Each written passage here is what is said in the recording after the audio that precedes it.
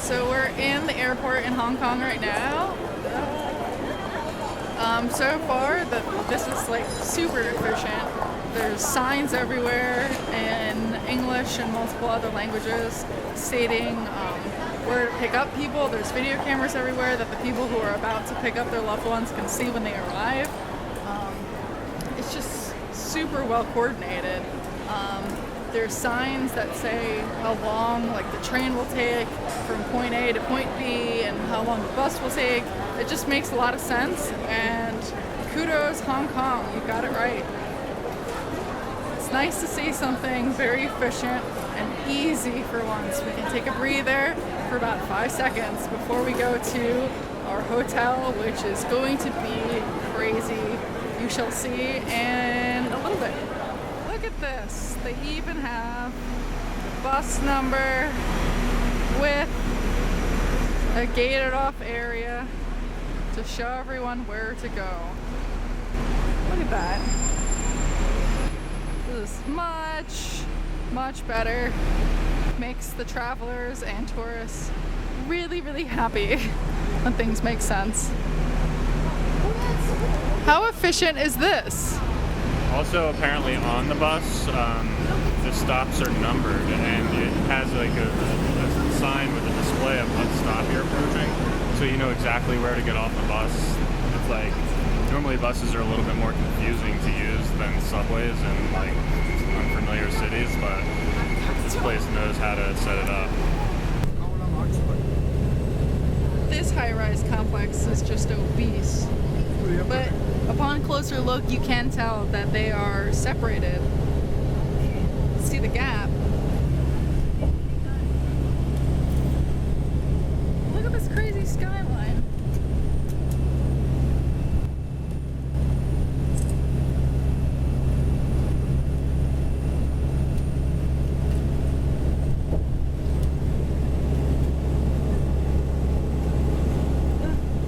Just keeps going. I just turned off the video camera, but I should not have, because there's more. Like a lot more. This place is called the Chongqing Mansions. Mansions, plural. It's 5 17-story tower with like hundreds of hotels and guest house and shops. 5,000 people live here, and 10,000 people per day come through here. It seems a little intimidating when you read about it online, because it's just a maze, and there's a lot of people who are like pushing sales on you, which we're used to at this point. We've walked about 100 yards into the building so far. It's not so bad. It's kind of one of the most multicultural single places on earth, really. There's people from all over the world that live here. There's, I don't know, what did it say? Africans that live here. There's a lot of Sikhs and Indians and Middle Eastern people, and they all just kind of, I don't know, live here and do business here. And, I don't know, it says there's Indonesian prostitutes and Nepalese drug addicts that are here. It's kind of like a city within a city. It seems pretty quiet, actually, and tame so far. It's not really that bustling. It's not nighttime yet. And again, we're only 100 yards into it. Yeah. So we did some research. We're looking for the 11th floor of Block D, which I guess means Tower D. So yeah, we have to find Block D. Good luck to us. The lines for the elevators in Notorious, we saw pictures online where the lines were like, dozens of people. But that line wasn't so bad. I already smelled awesome things like spices and curry or something. Hong Kong is really expensive. Most hotels are like $100 a night. This is like the cheapest place in the city to stay. And we read that each tower has 2 elevators, one for the odd floors and one for the even floors. Look, you can actually see the people in the elevator. There's our Marigold Hospital. Marigolds, yep. We're doing all right so far.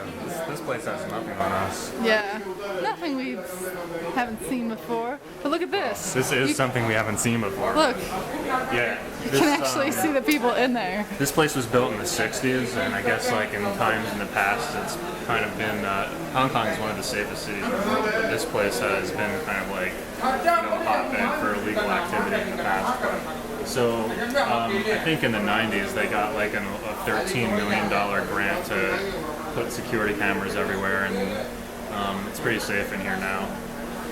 I guess you have to watch out for, the con men to try to scam money out of you, but you get that everywhere. In every like crowded place in the world that exists. So pretty easy so far. Alright, so this is our room.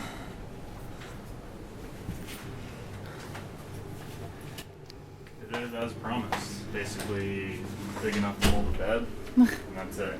And it is very clean. Yeah, that's not uncomfortable. It's okay. So here's our window. It looks in between the building and a bunch of air conditioning units. It does not make me happy in case of an emergency. And here's our other exit strategy.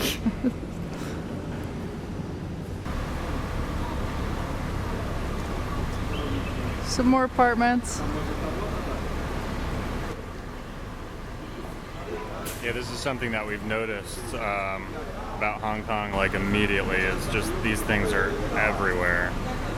I think certain parts of this city have like some of the most densely populated spots in the entire world, and these are definitely a reason why.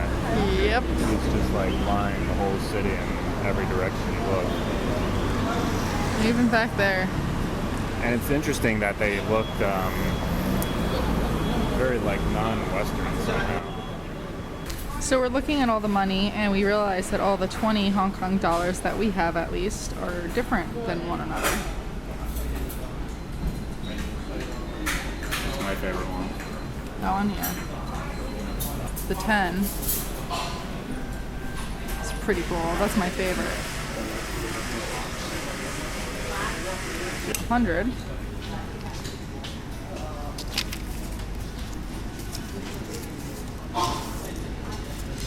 HSBC. Interesting. I don't think I've ever seen a bank logo on money before. The 500, also with the HSBC. So weird. Alright, so this is the first that I've seen this. Double-decker trolleys. Pretty cool. And they're really narrow, too. Sure They are. seem very top-heavy. Also of note in this city, you kind of can't really see any right now. The taxis are like, there's a red one over here. They're like they look like they're from the 80s or like early 90s. They're very like box shaped. Yeah.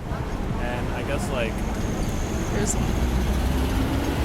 like the city does have a modern feel to it.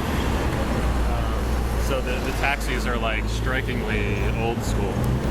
Please do not bring these items into the MTR, the subway. A pig on a plate and 2 candles and 3 cigarettes. Is that what they are? Cigarettes? I thought they were like bottle rockets. Oh, I guess they could be. I thought they were cigarettes, though.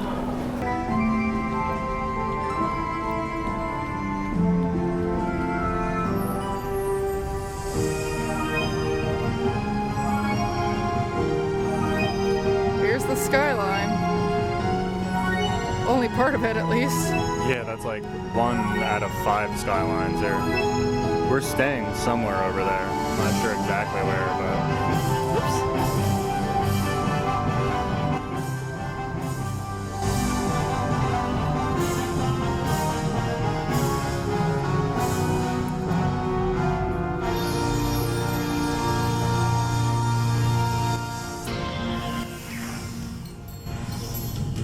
Same old, brand new. Alright. So we were just looking at this area before. As a point of reference. We literally turned a mild corner. And here's some more skyline. This is like the main part of the city over here. That's just like the suburbs.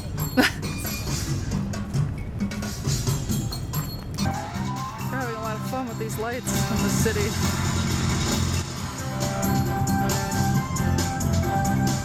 Now what's going on over here now? Jesus, I can't keep up. There's too much stuff to look at. Yeah, that's pretty awesome. Look at that!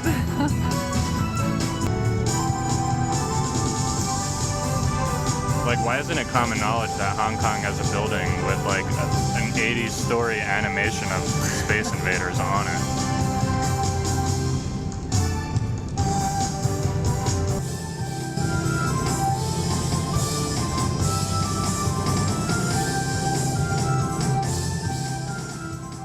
Thank you for watching A Symphony of Lights, produced by the Tourism Commission. See you next time. No, don't stop. I didn't realize that was like a coordinated thing. I just thought that like these buildings just do that all night long. Yeah, I thought so too. What is this? These like dead ants like falling. What is that?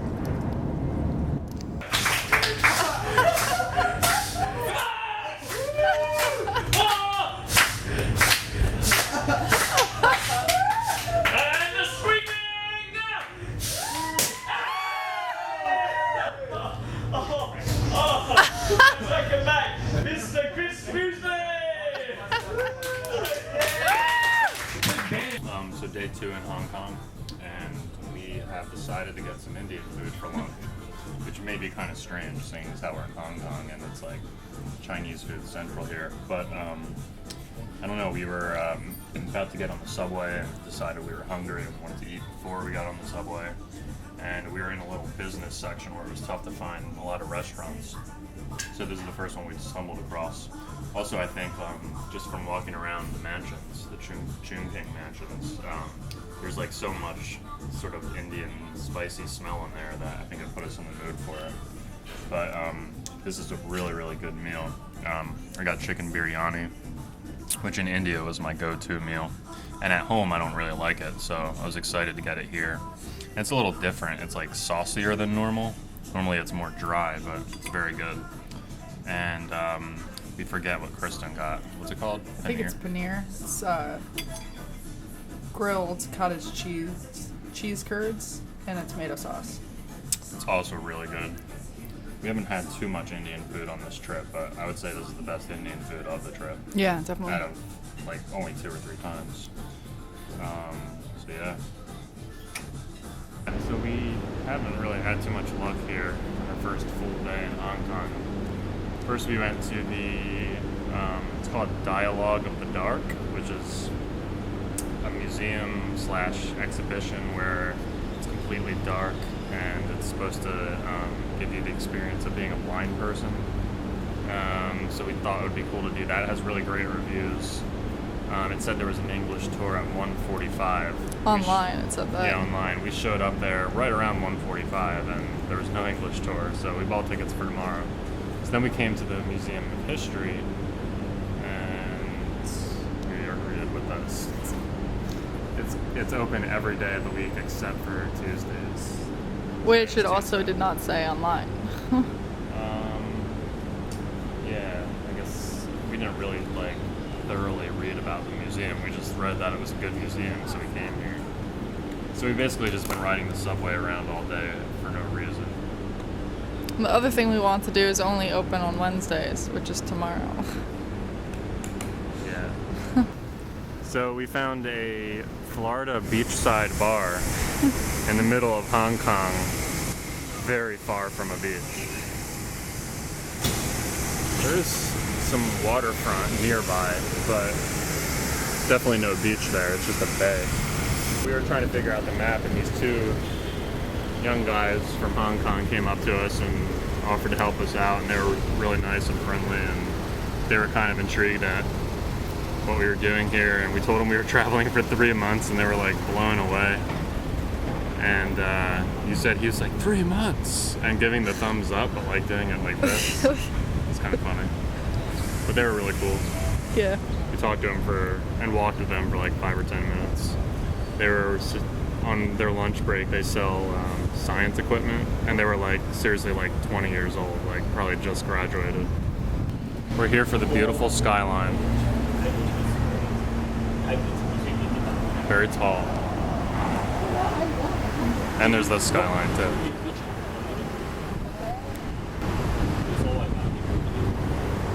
The city is just like so expansive. We can't really figure out, I don't know, like what the main part of the city is for the most part. It's just all like a huge part.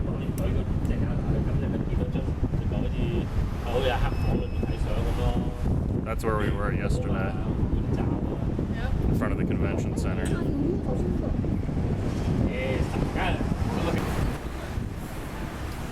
So we're watching these like scenes from Baltimore where it's just like utter chaos from all these morons.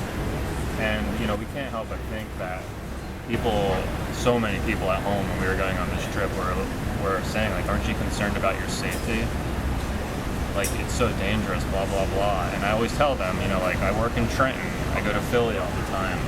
We don't live in the safest part of the world. And like, since we've been in Asia for 3 months, by the way, Hong Kong is literally one of those safest cities in the world. And Southeast Asia in general has very, very low violent crime.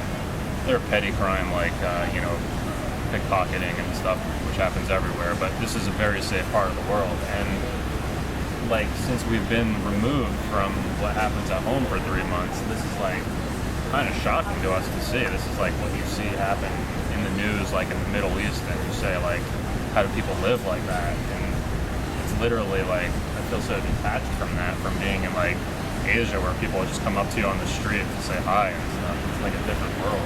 Yeah, and people are scared for us. Yeah, people. We've talked to locals along the way. I can't remember exactly where they say, you know, that they're afraid to go to America because of all this violence that we have and school shootings and university brutality and racism. Racism. Yeah, it's just interesting that people at home are afraid for our safety when we leave home, when the rest of the world, they don't understand how we live in the places we do without being in fear. But I mean, we're seeing like, you know, people throwing bottles at police cars. Like, that is literally unfathomable in Hong Kong. Like, that would never happen in modern times here. So this spot here, this whole thing is, I think it's called the Promenade. I may or may not be right about that. It's like a walkway along the water here. And this is their version of like the Walk of Fame. There's a lot of handprints in the ground with a bunch of Chinese actors that we don't know. Did find Jackie Chan. But not Jackie Chan. So we saw about like 50 or so handprints. We finally found one that we knew. This one's Jet Li. Here's Jackie Chan. He's got a much bigger hand than Jet Li. This is so awesome. My sister and I grew up with these little guys. Munchie Cheese. I don't know where exactly they're from, but we play with those dolls all the time in Germany. Alright, so we, in Bangkok at Songkran, we ran into someone, an American named Derek. He told us we could stay with him in Hong Kong. We met up with him in the subway. He gave us his key, told us how to get here. He's not even here. We haven't seen the place yet, but it's on the 41st floor, so it should be pretty awesome.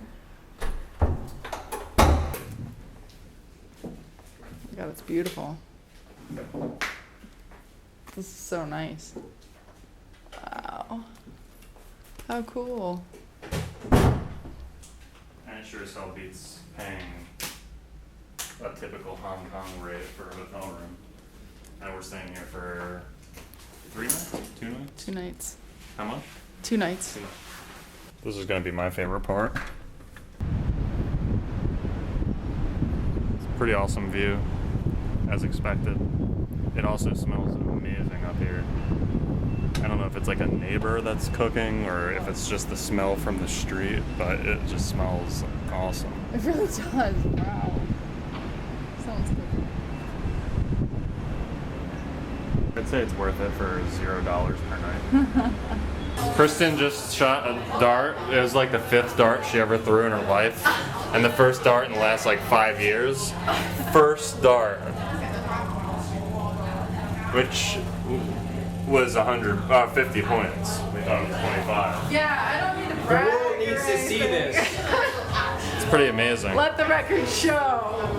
Do it again. Do it again. Oh, I don't Do it know. again. Well, just get the 100 now. Do it again. Just get the 100 now. No, we don't have to do this. No. Cut.